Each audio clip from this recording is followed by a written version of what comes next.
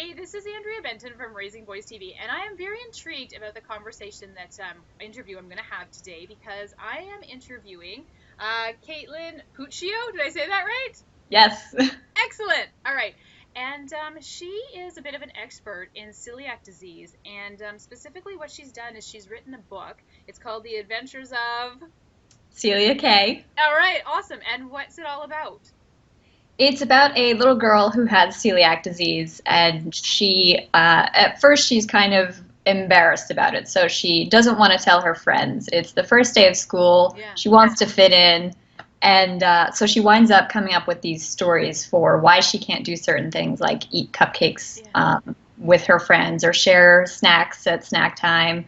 And she comes up with these really wild stories. She's got this crazy imagination, and so kids will just follow her on her journey as she makes up these tall tales to try to come up with different ways of explaining why she can't do certain things. So it's kind of fun for even if your child doesn't have celiac, just to see what Celiac K's up to. That's very cool. All right, and so we're going to have a conversation today about celiac disease and specifically as it relates to playing youth sports. So what is celiac disease? Celiac disease, it's an autoimmune reaction to eating gluten, which is the protein found in wheat, rye, and barley. Yeah. So gluten goes by a lot of different names. So it's kind of a rough disease to deal with in the very beginning because when you're reading ingredients lists, there's so many different things that it can go by. Yes. So it's pretty rough in the beginning when you're just starting out, just learning about it.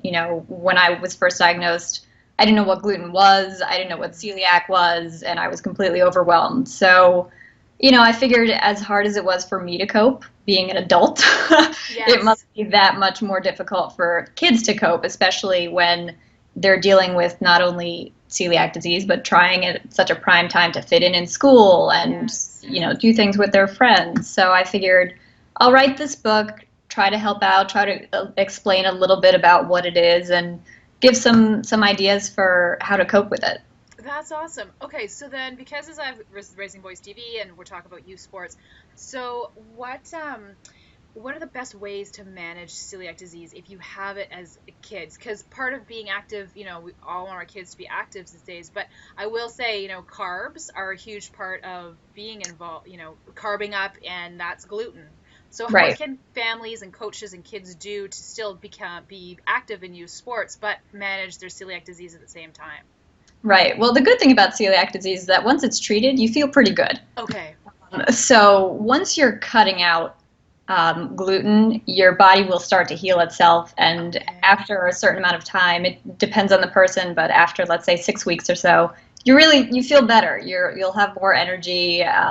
Maybe you'll feel less fatigued. For example, that's what happened for me. I was less fatigued. I had more energy. I could be more athletic. Yeah. So, but for kids, like you said, it's carb loading. There is a lot of gluten-free food available, and that's partly thanks to this gluten-free fad that's going on. There's a lot of options. That's good. Which is one of the positives about the fad, is that there are a lot of options, but a lot of those options aren't foods that you would necessarily want to eat. Yeah. Oh, fair enough, right? Yeah. So, but there are other ways to get the right nutrients. And if your child has celiac disease, I would recommend talking to a nutritionist about specifically what your child needs.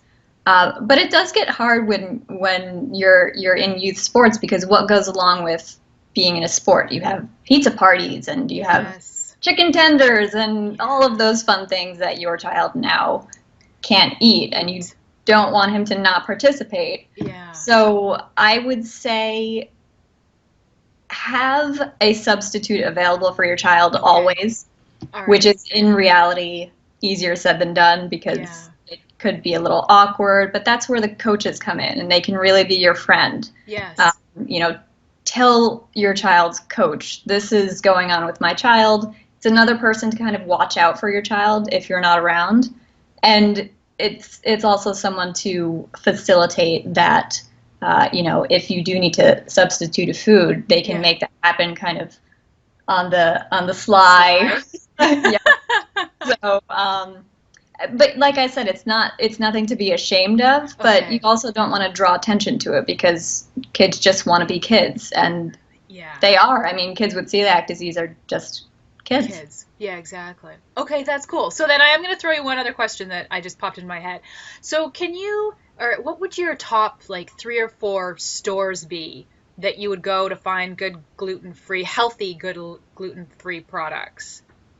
There are actually a lot of online stores that you can Okay. find, and in pretty much any grocery store that I go into these days, there's a section of gluten-free foods. Okay. Um, some of the grocery stores are starting to mix in the foods because what's interesting about the market now is that people are stopping um, advertising that their food is gluten free. Oh, Uh, interesting. it's kind of an odd shift. It's just because uh, just the way that things are swinging. Yeah. Uh, it's just sort of yes, our food happens to be gluten free, but it's not a gluten free food because they don't want the stigma of you know Okay. that sort of Yeah. side of people that doesn't like the gluten free Free. fat. Yeah. Um, so I would say in any mostly health food stores that are going to have Okay. a ton of gluten-free foods, Yeah. I would definitely be careful about double checking that the food is, if it's labeled gluten-free, it's certified gluten-free, of course it's fine Okay. for celiacs. But just, keep in mind the content of the sugars and the fats and the Okay. carbs that are in it because sometimes to make it a palatable food. Yes. These other things go into it that you don't necessarily want. Yes. Oh no, fair enough. And that's good information for parents to know. Totally. Yeah, Yeah. so it's not just, a one-to-one, oh, it's a cookie, oh, it's a gluten-free cookie. There's a Okay. lot that goes into it. Okay. So, but yeah, any I would say health food stores would Okay. probably be the first place to go, but in your general grocery Grocery stores, stores. there's always an aisle for Okay. gluten-free foods. Okay, that's great. That's really good. I didn't know that. So I mean, I my kids pretty much will are carb hounds, so I'm lucky in that sense. But yeah, there's lots of kids out there I know that have celiac, and I also just wonder if there's a lot of it that goes undiagnosed because parents are oh just eat it, but then the kids are upset about it and it's a long-term thing. So Yeah, yeah. I mean, celiac disease it's still sort of a very new disease. A lot of people have gone undiagnosed for their entire lives. I was only diagnosed a few years ago, so I did spend my Oh entire wow. childhood having horrible stomach aches. I went through college being just completely fatigued all the time, not understanding why. I just felt awful, and it was first, oh, she's lactose intolerant, or she Mm, doesn't like school, or maybe that might be the case for some kids and it might not be celiac disease, but yeah. it's an easy test that if you're not finding what the problem is, maybe do test for celiac disease and just catch it early because it's a very serious disease and it's genetic. So Okay. um, if parents have it or if grandparents have it, Yeah. it could be that your kid has Okay. it. Okay. So That's awesome. All right, well, thank you. And so then if I want to learn more about celiac disease, where can people find out? yes, so I run a website called celiac.com. Okay. It's Kaye. Okay. Uh, and on there's a section for kids, there's a section for adults. There's a lot of information about just healthy living in general. The kids section will give you resources like gluten-free camps for kids. Oh, great. Yeah, and there's also information on other types of food allergies, peanut allergies, lactose intolerance, things like that. So it's kind of a one-stop shop for resources, and I'm always happy to hear from people about what they want me to put on the website Oh, or wow. to do research or anything like that for them if they have questions. That's kind of my goal. I'm happy to help in any way that I can and continue learning and, Okay. and spreading the wealth. So here is Celia K. Oh, nice. All right, awesome. That's fantastic. I love And it. this is on the kids section of the website. You Okay, can cool. find this book. That book. Okay, cool. Well, thank you very much. That was totally awesome. And I learned a lot. And yeah, there's some really good nuggets in here about celiac disease and how to treat it and what to look for. So I really appreciate you taking the time for doing this. All right, cool. Well, thank you very much for doing this. I'm Andrea Benton from Raising Boys TV, and I would love it if you subscribe to my channel. Thanks! Bye.